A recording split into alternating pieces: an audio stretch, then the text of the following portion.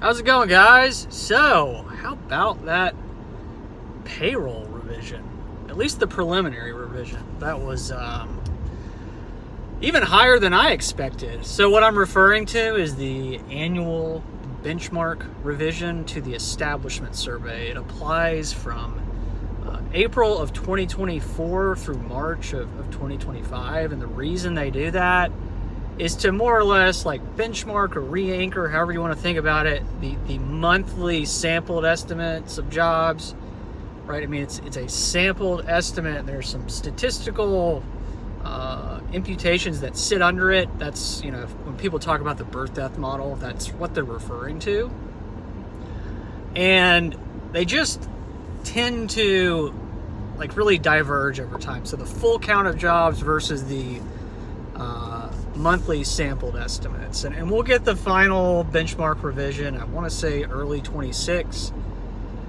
But, you know, ultimately it's just more confirmation of what myself and others have been saying what was going on. You just are seeing general overstatement in jobs, job growth.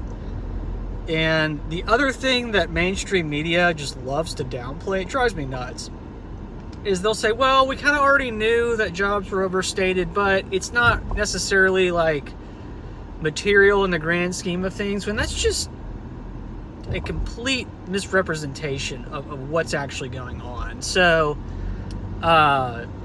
you have that happening while at the same time job growth is very lopsided to something like healthcare and government. That's a problem. I don't know why people just continue to downplay that. It's an enormous problem. Everything else in the private sector is pretty much dead outside of healthcare. And you know, on top of, you know, the Q1 numbers for the QCEW coming out, not only at like a national level, they produce it for counties, MSAs, micro statistical areas, and, you know, elsewhere. If you look at that same information for a place like Nashville, it's really bad.